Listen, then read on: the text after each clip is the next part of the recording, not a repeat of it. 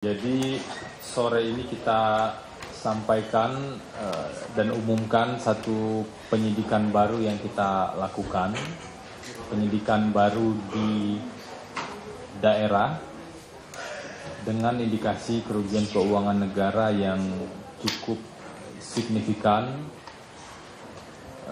dengan nilai sekitar triliunan rupiah. Nah, selengkapnya akan disampaikan lebih lanjut oleh Pak Saud Sitomorang. Silakan Pak Saud. Terima kasih Mas Febri. Assalamualaikum warahmatullahi wabarakatuh. Salam, Om Swastiastu, Namo Buddhaya, salam kebaikan buat kita semua. Hari ini kami sampaikan perkembangan salah satu penanganan perkara dengan indikasi kerugian negara yang cukup besar dan sebanding dengan kasus lain yang pernah ditangani KPK. Misalnya KTP elektronik 2,7 triliun, 2,3 BLBI 3,7. Setelah melakukan proses pengumpulan informasi dan data serta penyelidikan, maka setelah terpenuhi bukti permulaan yang cukup, KPK meningkatkan perkara ini ke tingkat penyidikan.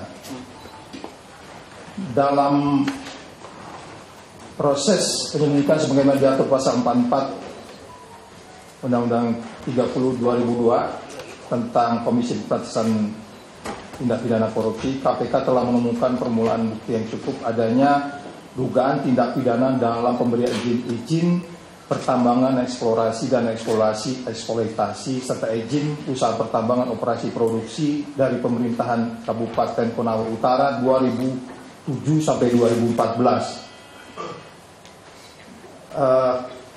Terkait dengan hal tersebut, KPK meningkatkan status penanganan perkara penyidikan serta menetapkan ASW sebagai tersangka. Tersangka selaku pejabat Bupati Konawe Utara 2007 sampai 2009, setelah selaku Bupati Konawe Utara periode 2011-2016 diduga telah menguntungkan diri sendiri atau orang lain atau suatu korporasi, menyalahgunakan kewenangan, kesempatan atau sarana yang ada padanya karena jabatan atau kedudukan yang sedang merugikan keuangan negara atau perekonomian negara dalam pemberian izin kuasa pertambangan, eksplorasi dan eksploitasi serta izin usaha pertambangan operasi produksi dari pemerintahan Kabupaten Konawe Utara 2007 sampai 2014.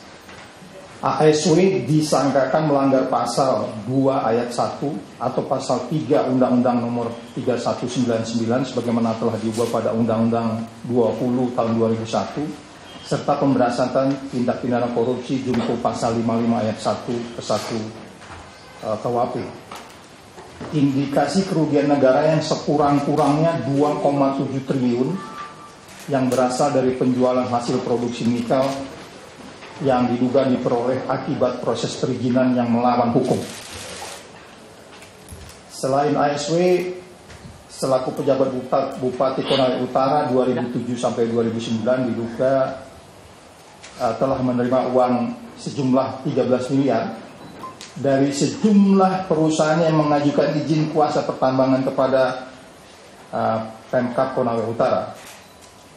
Atas perbuatannya tersebut, ASW disangkakan melanggar pasal 12 huruf A, huruf B atau pasal 11 Undang-Undang 3199 sebagaimana telah diubah Undang-Undang 20 2001 tentang pemberantasan tindak pidana korupsi junto pasal 55 ayat 1 ke 1 KUHP.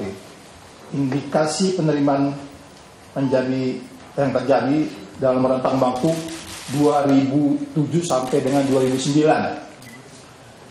Konstruksi perkara secara umum dapat dijelaskan sebagai berikut.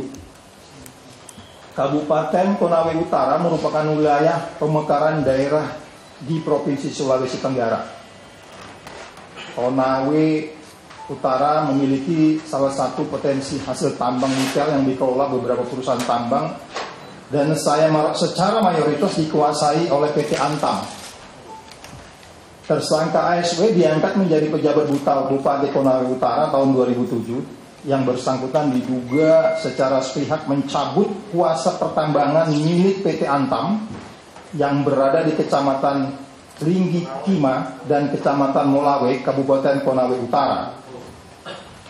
Dalam keadaan masih dikuasai PT Antam, tersangka ASW selaku pejabat Bupati Konawe Utara menerima pengajuan permohonan kuasa pertambangan eksplorasi dari 8 perusahaan yang kemudian menerbitkan 30 SK kuasa pertambangan eksplorasi. Dari proses tersebut, ASW diduga menerima sejumlah uang dari masing-masing perusahaan. Dari seluruh kuasa pertambangan eksplorasi yang diterbitkan, beberapa di antaranya telah diteruskan hingga tahap produksi dan melakukan penjualan ore nikel untuk ekspor hingga tahun 2014. Dengan penyidikan perkara ini maka bertambah daftar kepala daerah yang dijerat dalam kasus korupsi, baik terkait dengan dugaan penerimaan suap atau penyalahgunaan wewenang dalam rangka pemberian izin pertambangan kepada pengusaha. Berikutnya, KPK sangat prihatin pada kondisi ini. Potensi sumber daya alam kita yang besar dikuasai hanya sekelompok pengusaha. Kajian SD KPK menemukan sejumlah persoalan terkait tumpang tindih wilayah, dan ini adalah salah satu di antaranya. Potensi keuangan negara dari praktik bisnis yang tidak beretika dan melanggar peraturan, ini salah satu di antaranya. Aturan di antaranya menunggak pajak, tidak membayar royalti, dan tidak melakukan jaminan reklamasi pasca tambang. Pada bagian lain, oleh sebab itu KPK menghimbau kepada seluruh kepala daerah memiliki potensi sumber daya alam untuk tidak menyalahgunakan kewenangan dan menjalankan pemerintahan dengan amanah untuk mewujudkan masyarakat adil dan makmur. Sebagaimana yang perlu kita ingatkan bahwa konstitusi kita pasal 33 ayat 3 tahun 1945 mengatur bumi, air, dan kekayaan alam dikandung di dalamnya dikuasai oleh negara dan dipergunakan sebesar-besarnya untuk kemakmuran rakyat. Ketika para pejabat justru menyalahgunakan kemenangan untuk mengelola kekayaan alam sehingga tidak lagi untuk kemampuan rakyat Indonesia, tetapi justru memperkaya diri sendiri atau orang lain atau korporasi, maka tentulah hal itu dapat berarti mengkhianati amanat konstitusi negara.